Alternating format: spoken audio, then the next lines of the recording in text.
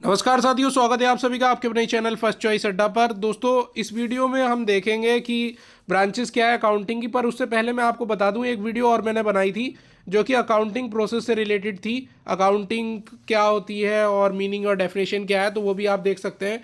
और accounting process को हम एक माइंड मैप के तरीके से भी ले सकते हैं कि देखिए, सबसे पहले मेजरमेंट किया जाता है फाइनेंशियल ट्रांजेक्शन का। उसके बाद आप इसको रिकॉर्ड कर लेते हैं, कहाँ करते हैं, जनरल में। अब जनरल में भी तरह तरह की बुक्स होती हैं, cash book, purchase book, sales book. अब कोई माल आप खरीद रहे हैं और उसको आपको पसंद नहीं आया उस रॉ मटेरियल को, तो आप लौटा भी तो सकते हैं।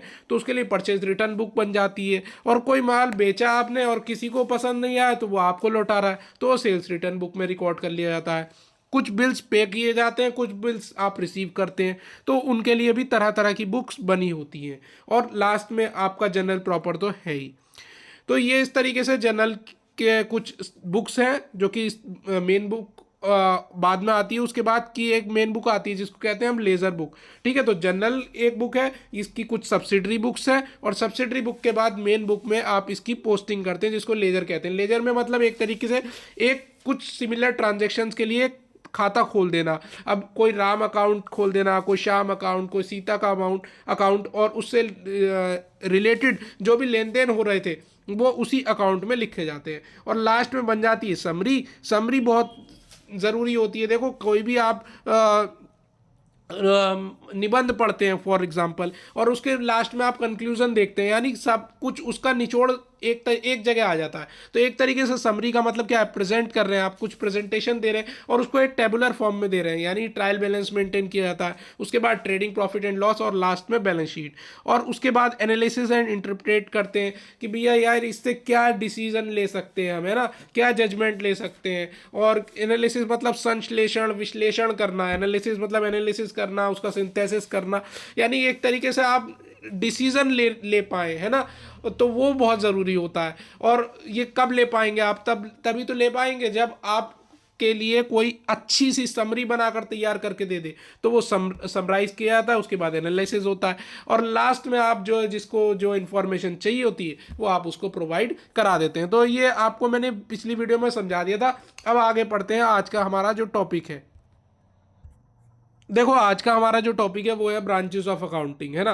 ब्रांचेस देखो, सबसे पहले होती है फाइनेंशियल अकाउंटिंग। फाइनेंशियल मतलब यानी जो मुद्रा से रिलेटेड जितनी भी चीज़ें होती हैं उसकी जो अकाउंटिंग कर रहे हैं वो फाइनेंशियल अकाउंटिंग है। यानी ये रिकॉर्ड कर रहे हैं आप ऐसे रिलेटेड ट्रांजेक्शन्स को, ऐसे इवेंट्स को जो कि फाइनेंशियल यानी मनी से रिलेटेड है, जो पैसे से संबंधित है। यहाँ पर समरी तैयार की जा रही है, बैलेंस शीट की, प्रॉफिट एंड लॉस अकाउंट की, जैसे मैंने आपको बताया। एनालिसिस किया जा रहा है, इंटरप्रिटेशन किया जा रहा है, और लास्ट में कम्युनिकेट किया जाता है रिजल्ट्स उसके यूजर्स को। इंटरनल और एक्सटर्नल बताए थे पिछली वीडियोस में। अब उसके बाद देखते हैं, देखिए प्रॉफिट जो भी कमाता है इंसान, या जो भी लॉस होता है उसको बिजनेस के दौरान में, एक अकाउंटिंग पीरियड यानी एक साल हो सकता है, जनरली अकाउंटिंग पीरियड एक साल का होता है। तो उसके लिए जो अकाउंट बनाया जाता है उसको कहते हैं प्रॉफिट एंड लॉस अकाउंट, यानी trading profit and loss account. तो इसमें ट्रेडिंग और लिख लेना। और नेक्स्ट होता है फाइनेंशियल पोजीशन। फाइनेंशियल पोजीशन पता चलती है हमें एक स्टेटमेंट से जिसको हम कहते हैं बैलेंस शीट। तो B/S करके मैंने लिखा हुआ है। नेक्स्ट है हमारे पास दूसरी ब्रांच अकाउंटिंग की होती है कॉस्ट अकाउंटिंग।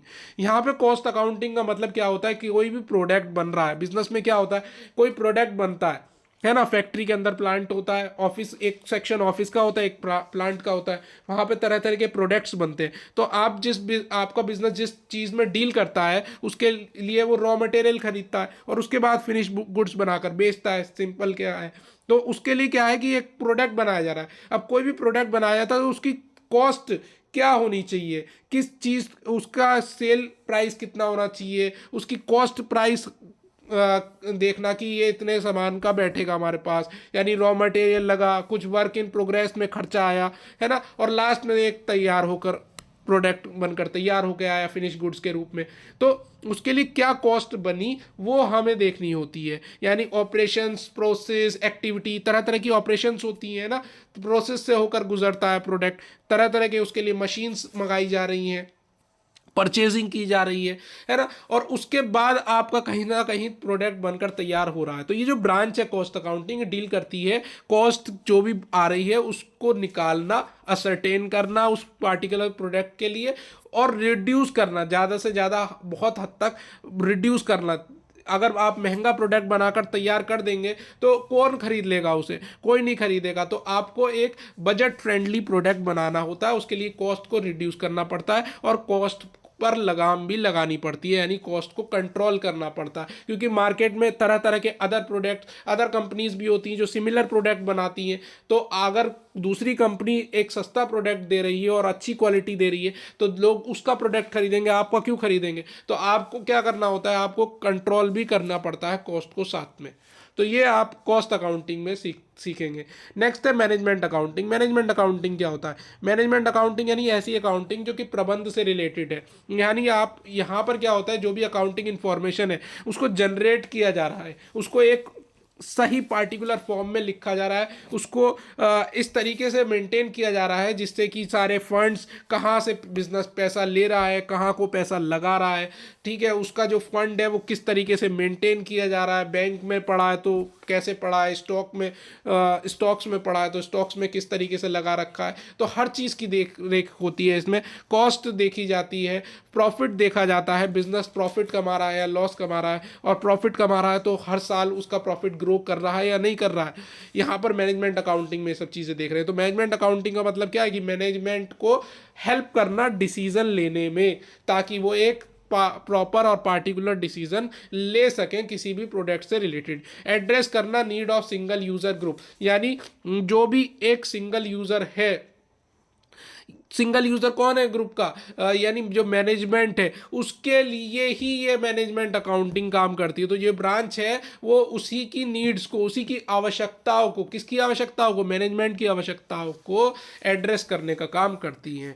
आशा करता हूँ ये वीडियो भी आपको पसंद आई होगी। वीडियो को ज़रूर लाइक करें और चैनल को सब्सक्राइब करें, ज़्यादा से ज़्यादा शेयर करें। मिलते हैं नेक्स्ट वीडियो में, तब तक जय हिंद और जय भारत माय फ्रेंड्स।